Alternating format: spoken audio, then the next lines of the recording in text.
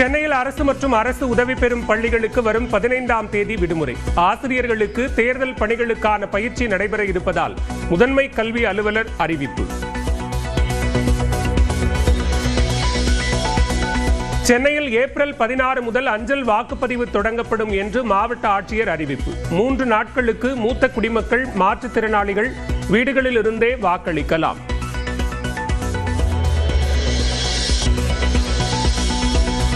திமுக அரசால் மத்திய அரசின் வீட்டு வசதி திட்டத்தின் பயன்கள் முழுமையாக மக்களை சென்றடையவில்லை என பிரதமர் மோடி குற்றச்சாட்டு. தமிழக சட்டப்பேரவை தேர்தலையொட்டி நமோ ஆப் செயலி மூலம் பாஜக பூத் கமிட்டி உறுப்பினர்களுடன் கலந்துரையாடல்.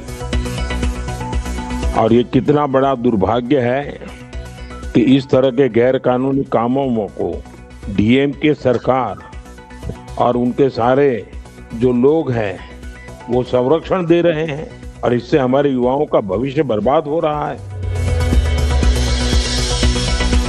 நெல்லுக்கான ஊக்கத்தொகையை நிறுத்த வேண்டாம் என தலைமைச் செயலாளருக்கு மத்திய நிதி அமைச்சகம் கடிதம் அனுப்பியதாக முதலமைச்சர் மு க ஸ்டாலின் திட்டவட்டம்.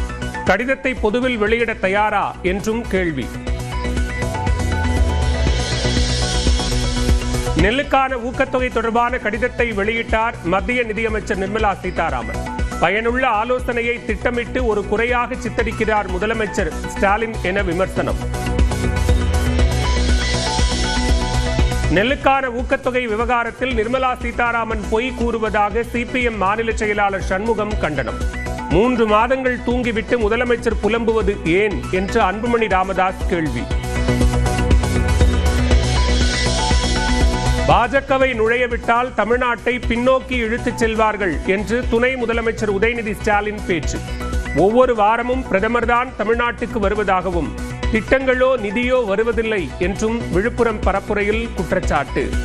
இப்ப தேர்தல் அறிவிச்சோடனே மோடி வராருல, வாரம் ஒரு வாட்டி வந்துட்டு போறாரு. திட்டங்கள் ஏதாவது வருதா? தமிழ்நாட்டுக்கான நிதி வருதா? போன ஒன்றிய அரசோட பட்ஜெட்ல தமிழ்நாட்டுக்குன்னு ஒரு திட்டம் கூட கிடையாது. தமிழ்நாடுங்கிற பேரே பட்ஜெட்ல கிடையாது. சட்டமன்ற தேர்தலையொட்டி பரப்புரை பாடலை வீடியோவுடன் வெளியிட்ட அதிமுக. மாற்றம் பிறந்திடவே மாநிலம் சிறந்திடவே என்ற பாடலை பகிர்ந்த அதிமுக பொதுச் செயலாளர் எடப்பாடி பழனிசாமி.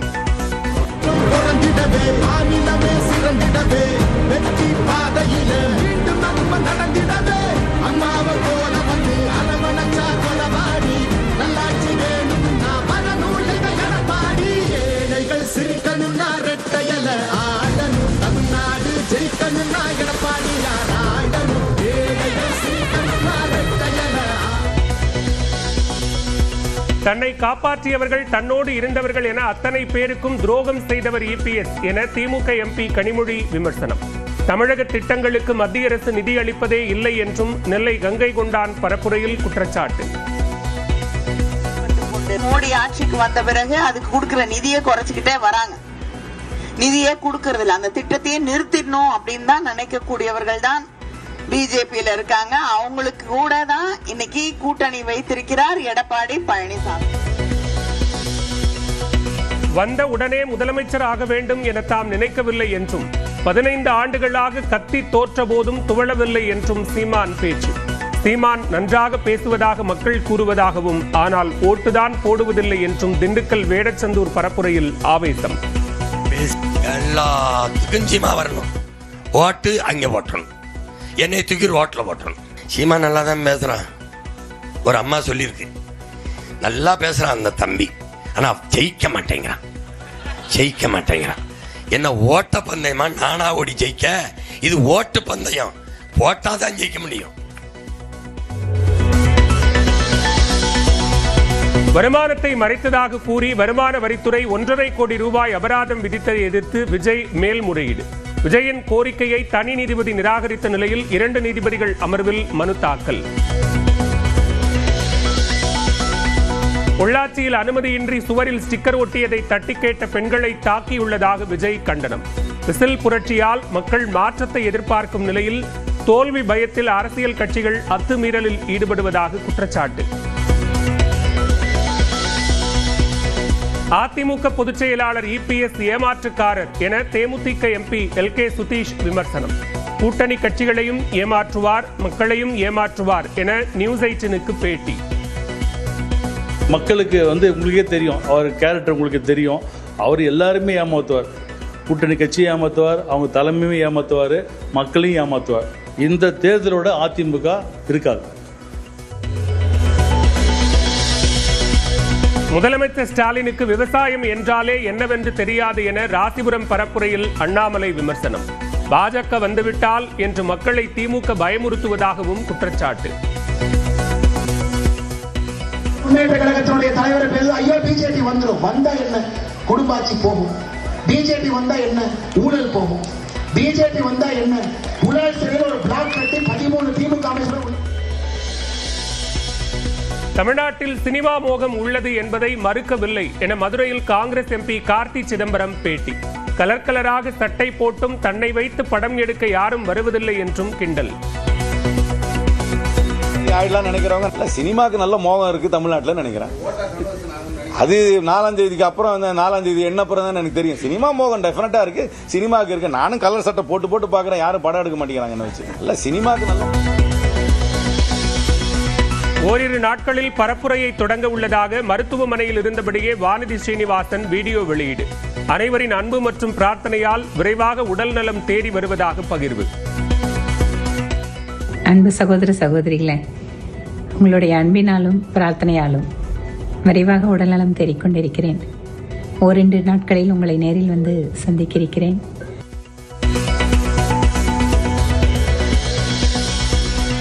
திட்டக்குடியில் வயலில் நடவு செய்த அமைச்சர் சி வி கணேசனும் சிவகாசியில் மாட்டு வண்டி ஓட்டி முன்னாள் அமைச்சர் ராஜேந்திர பாலாஜியும் வாக்கு சேகரிப்பு. கம்பத்தில் தாவக வேட்பாளர் ஜெகநாத் மிஸ்ரா முடி திருத்தி ஆதரவு திரட்டினார்.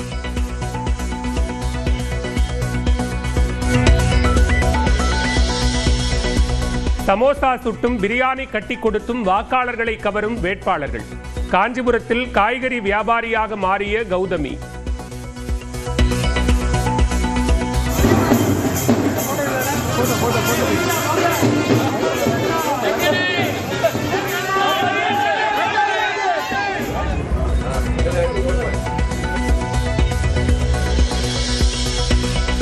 விஜய்க்கு தாம் ரசிகன் அல்ல பக்தன். தாவேக பொதுச் செயலாளர் ஆனந்த் நியூஸ் 18க்கு பேட்டி. உங்களோட வளர்ச்சி என்ன அப்படின்றத எல்லாருமே பார்த்திருக்காங்க. தனிப்பட்ட முறையில உங்களை நீங்க விஜய் ரசிகர்னு சொல்வீங்களா இல்ல டிவோட்டின்னு சொல்வீங்களா? நான் அவருடைய பக்தன். விஜய் அவர்களுடைய பக்தர் அப்படிதான் உங்களை சொல்வீங்க இல்லையா? சென்னையில் அரசு மற்றும் அரசு உதவி பெறும் பள்ளிகளுக்கு வரும் 15ஆம் தேதி விடுமுறை. ஆசிரியர்களுக்கு தேர்தல் பணிகளுக்கான பயிற்சி நடைபெற இருப்பதால் முதன்மை கல்வி அலுவலர் அறிவிப்பு. சென்னையில் ஏப்ரல் 16 முதல் அஞ்சல் வாக்குப்பதிவு தொடங்கப்படும் என்று மாவட்ட ஆட்சியர் அறிவிப்பு. 3 நாட்களுக்கு மூத்த குடிமக்கள், மாற்றுத்திறனாளிகள் வீடுகளில் இருந்தே வாக்களிக்கலாம்.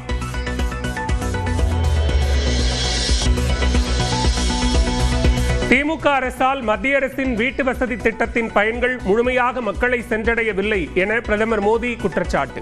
தமிழக சட்டப்பேரவை தேர்தலையொட்டி நமோ ஆப் செயலி மூலம் பாஜக பூத் கமிட்டி உறுப்பினர்களுடன் கலந்துரையாடல்.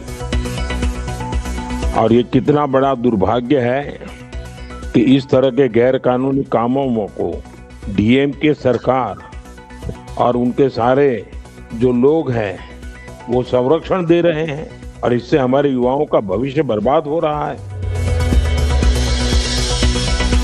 நெல்லுக்கான ஊக்கத்தொகையை நிறுத்த வேண்டாம் என தலைமைச் செயலாளருக்கு மத்திய நிதி அமைச்சகம் கடிதம் அனுப்பியதாக முதலமைச்சர் மு க ஸ்டாலின் திட்டவட்டம். கடிதத்தை பொதுவில் வெளியிட தயாரா என்றும் கேள்வி. நெல்லுக்கான ஊக்கத்தொகை தொடர்பான கடிதத்தை வெளியிட்டார் மத்திய நிதியமைச்சர் நிர்மலா சீதாராமன். பயனுள்ள ஆலோசனையை திட்டமிட்டு ஒரு குறையாக சித்தரிக்கிறார் முதலமைச்சர் ஸ்டாலின் என விமர்சனம். நெல்லுக்கான ஊக்கத்தொகை விவகாரத்தில் நிர்மலா சீதாராமன் பொய் கூறுவதாக சிபிஎம் மாநில செயலாளர் சண்முகம் கண்டனம். 3 மாதங்கள் தூங்கிவிட்டு முதலமைச்சர் புலம்புவது ஏன் என்று அன்புமணி ராமதாஸ் கேள்வி. பாஜகவை நுழையவிட்டால் தமிழ்நாட்டை பின்னோக்கி இழுத்துச் செல்வார்கள் என்று துணை முதலமைச்சர் உதயநிதி ஸ்டாலின் பேச்சு. ஒவ்வொரு வாரமும் பிரதமர்தான் தமிழ்நாட்டுக்கு வருவதாகவும் திட்டங்களோ நிதியோ வருவதில்லை என்றும் விழுப்புரம் பரப்புரையில் குற்றச்சாட்டு. இப்ப தேர்தல் அறிவிச்ச உடனே மோடி வராருல, வாரம் ஒரு வாட்டி வந்துட்டு போறாரு. திட்டங்கள் ஏதாவது வருதா? தமிழ்நாட்டுக்கான நிதி வருதா? போன ஒன்றிய அரசோட பட்ஜெட்ல தமிழ்நாட்டுக்குன்னு ஒரு திட்டம் கூட கிடையாது. தமிழ்நாடுங்கிற பேரே பட்ஜெட்ல கிடையாது. சட்டமன்ற தேர்தலையொட்டி பரப்புரை பாடலை வீடியோவுடன் வெளியிட்ட அதிமுக. மாற்றம் பிறந்திடவே மாநிலம் சிறந்திடவே என்ற பாடலை பகிர்ந்த அதிமுக பொதுச் செயலாளர் எடப்பாடி பழனிசாமி.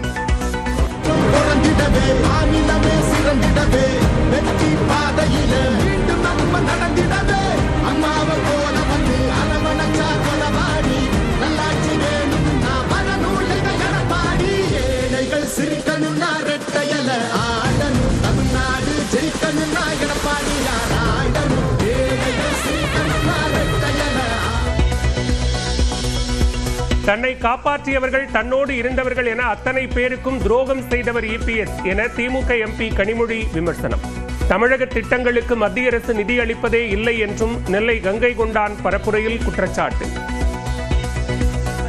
மோடி ஆட்சிக்கு வந்த பிறகு அதுக்கு கொடுக்கிற நிதியை குறைச்சிக்கிட்டே வராங்க.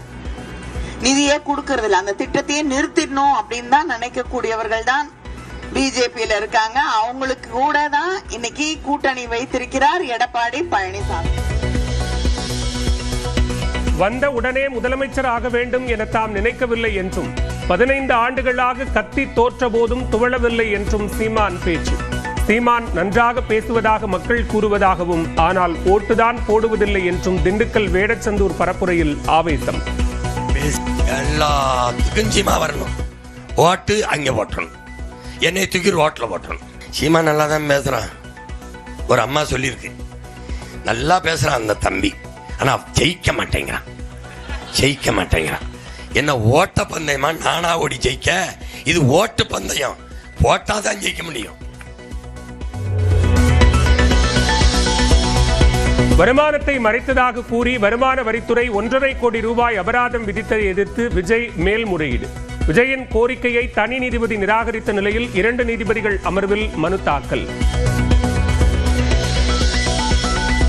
பொள்ளாச்சியில் அனுமதியின்றி சுவரில் ஸ்டிக்கர் ஒட்டியதை தட்டி கேட்ட பெண்களை தாக்கியுள்ளதாக விஜய் கண்டனம்.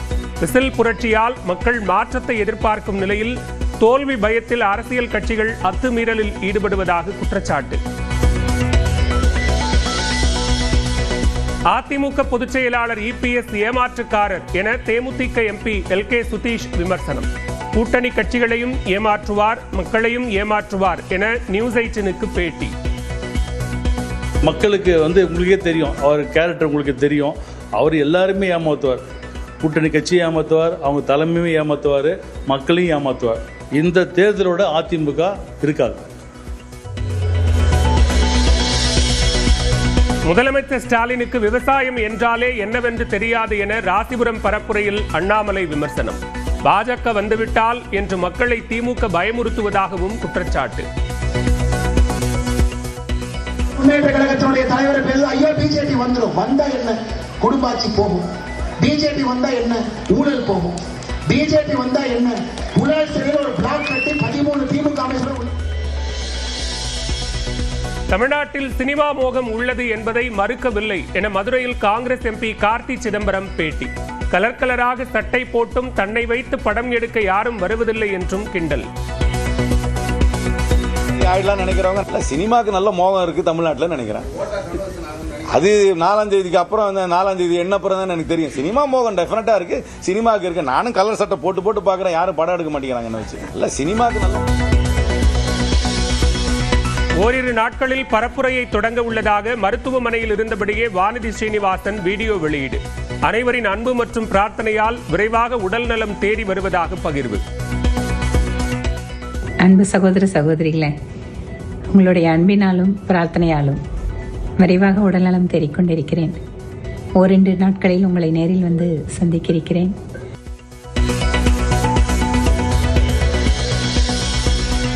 திட்டக்குடியில் வயலில் நடவு செய்த அமைச்சர் சி.வி. கணேசனும் சிவகாசியில் மாட்டு வண்டி ஓட்டி முன்னாள் அமைச்சர் ராஜேந்திர பாலாஜியும் வாக்கு சேகரிப்பு. கம்பத்தில் தாவக வேட்பாளர் ஜெகநாத் மிஸ்ரா முடி திருத்தி ஆதரவு திரட்டினார்.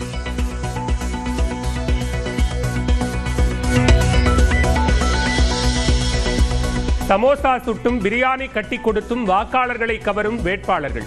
காஞ்சிபுரத்தில் காய்கறி வியாபாரியாக மாறிய கௌதமி.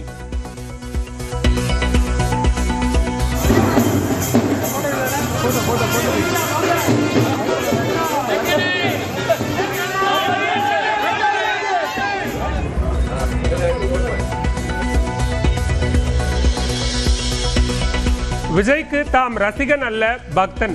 தாவேக பொதுச் செயலாளர் ஆனந்த் நியூஸ் 18க்கு பேட்டி. உங்களோட வளர்ச்சி என்ன அப்படின்றத எல்லாருமே பார்த்திருக்காங்க. தனிப்பட்ட முறையில உங்களை நீங்க விஜய் ரசிகர்னு சொல்வீங்களா இல்ல டிவோட்டின்னு சொல்வீங்களா? நான் அவருடைய பக்தன். விஜய் அவர்களுடைய பக்தர் அப்படிதான் உங்களை சொல்வீங்க இல்லையா?